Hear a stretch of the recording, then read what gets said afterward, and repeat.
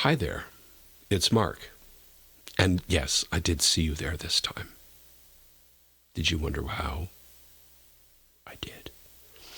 Anyway, I'm coming at you from my studio just a little north of town again here tonight with some thoughts that have been on my mind for a few weeks now. And I wanted to address them in a way where I could think it through. I even have a little script of notes here to work from. So I will be looking off screen from time to time. I don't have a fancy teleprompter like some YouTubers do. But it's been rolling around in my mind for a few weeks now, and it's a thing that we see happening online, not just on social media pages, but it seems to be that there is a new form of virtue signaling going on.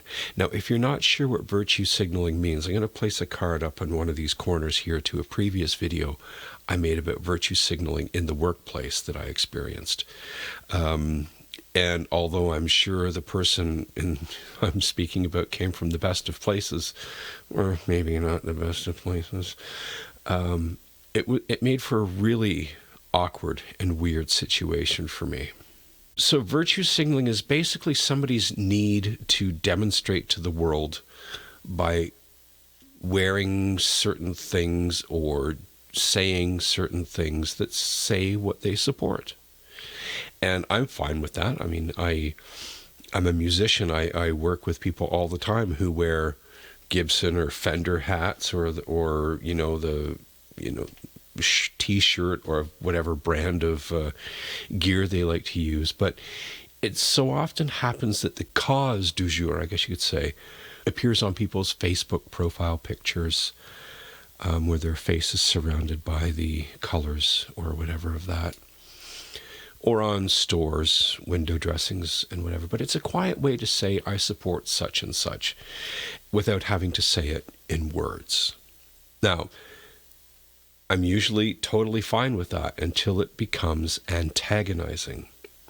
Like when those signalers bring the issue from the flag or the colors and thrust it in my face and practically demand I react to them in some way. It almost feels like someone coming to your door and asking you if you found Jesus. You know what I mean? So, sorry, ribbon microphones make a lot of noise sometimes. I don't know if these people are looking for some sort of confirmation bias, like when you order something off Amazon and then check the reviews to see if you've made a good purchase, or if they're maybe trying to vet me as worthy of their time or energy. Whatever it is, wear it, own it, fly it, just keep it to yourself, okay? So it's no mystery that social media landscape has become incredibly divisive.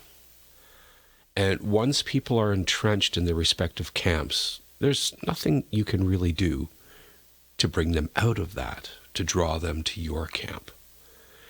And that's fine.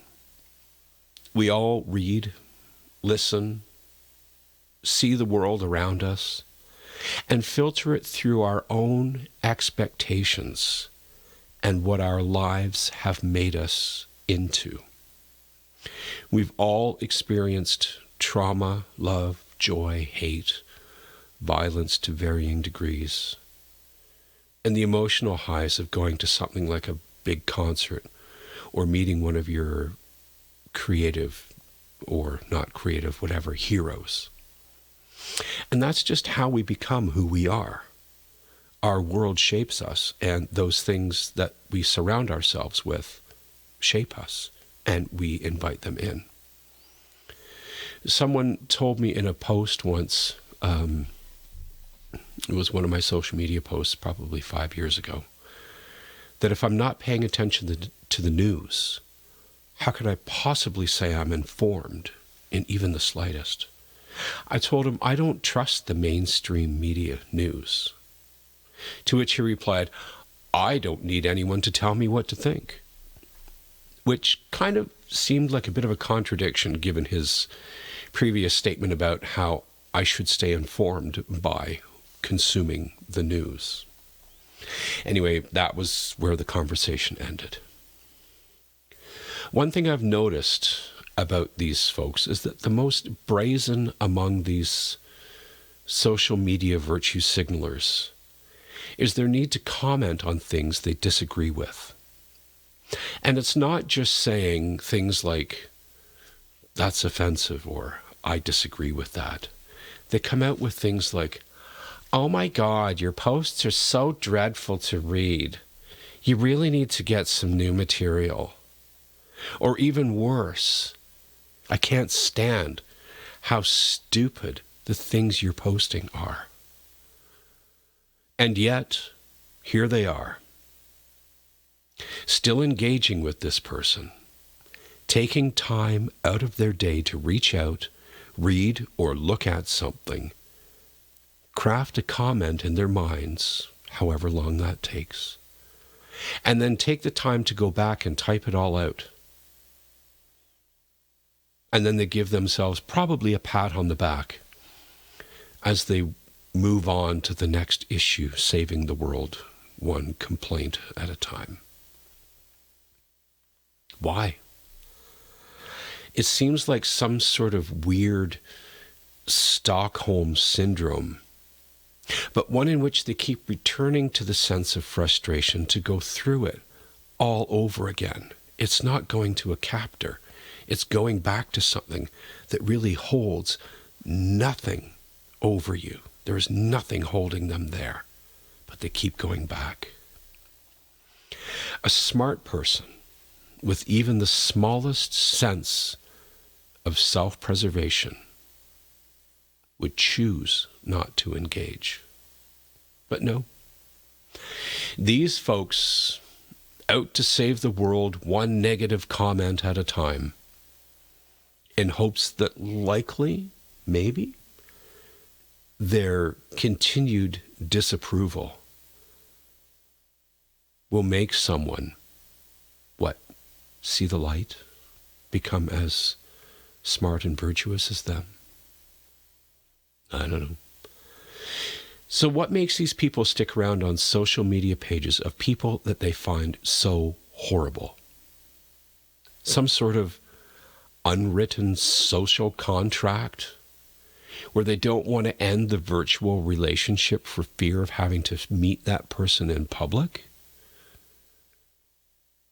Or is it like staring at a car crash on a highway where they just hope they're going to see something gross? Or do they actually think that their negativity is going to bring some positive influence on these people and bring them around to their superior mindset? Why? Why put yourself through it day after day? If things are so discomforting with seeing someone else's social media posts, why do you keep coming back and still follow them?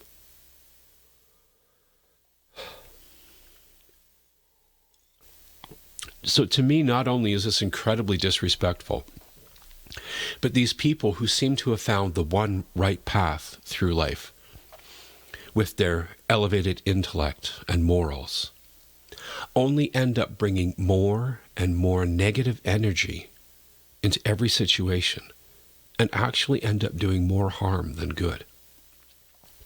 Which is exactly, it's either exactly what they're trying to do, or they have their heads so far up their own asses, they can't even see their own reality. Why do people do this kind of thing on social media? And when they do it, they're doing these displays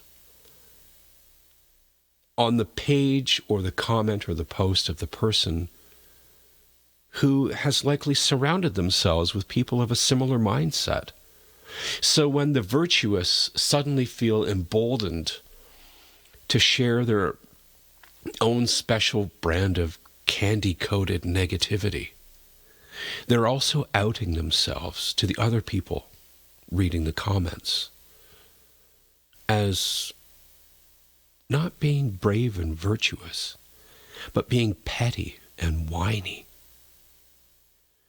Remember, you're a product of those things that you have allowed to shape you. The books you read, the things you study, the moments of living you have dropped yourself into. And that is exactly the same for the others they may disagree with. For every news story you read or watch, there are countless less sexy ones that are not reported on. Well, they are reported on, but you have to look for them. That would require someone to actively search for information which might contradict their current mindset. And it's not likely many people would do such a thing. In the end, everyone thinks the other guy is wrong because they are not the same as oneself. We'll all find out sooner or later what the actual truth is. But till then, we'll have to make an honest effort to stay informed and be willing to have our opinions and understandings changed with new information, instead of clinging to the things which we use only to confirm our thoughts, our ideas, our beliefs. And the even bigger thing is not seeking out places to inject negative commentary. Unless someone is defaming you personally, just let it go. Let it go. In letting it go, you might just feel better for not engaging with negativity. But you have to choose to do this. Start by unfollowing those people to whom you can only give negative commentary. Do it with joy. Do it for your own mental well-being. Let it remove the shackles of the negative mental chatter that goes on in your head while reciting and rehearsing the lines you want to type out to them. Let it go. But you have to choose to do this. But if you still don't want to do any of these things, check your comments before hitting the send button and ask yourself, did I encourage conversation in a positive manner?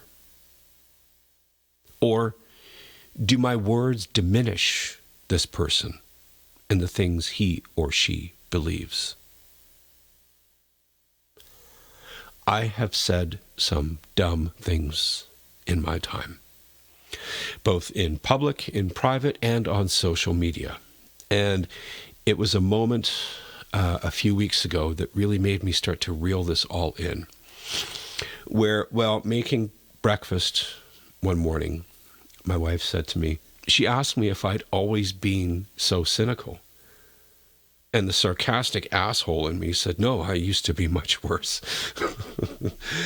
But I realized that I had been playing so many negative tapes, if you will call them that, files, I guess you would call them now, in my head through so much of the day that it took nothing more than a mere mention of a person's name to trigger that negative outburst.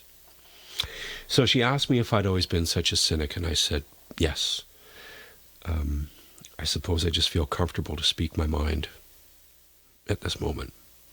And she was understanding, but at that moment, I think that was a sort of psychic shot across the bow to reel in my tendency towards cynicism and my own negativity. So, like I said, I've said some dumb things, and I'm making some very concerted effort to change my conduct. And if I have nothing positive to add to any conversation, I'll probably keep quiet.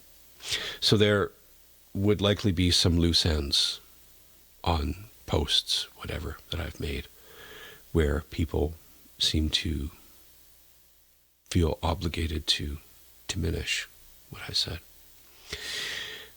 But I'll leave you with one thought, and I'm going to say it twice.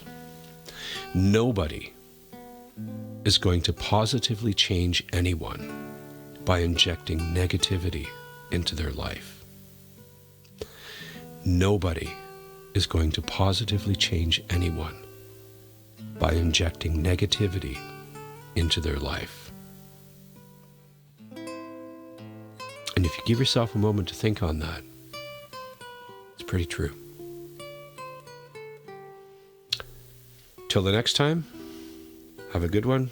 Looks like I've got some editing ahead of me. Have a good day, folks.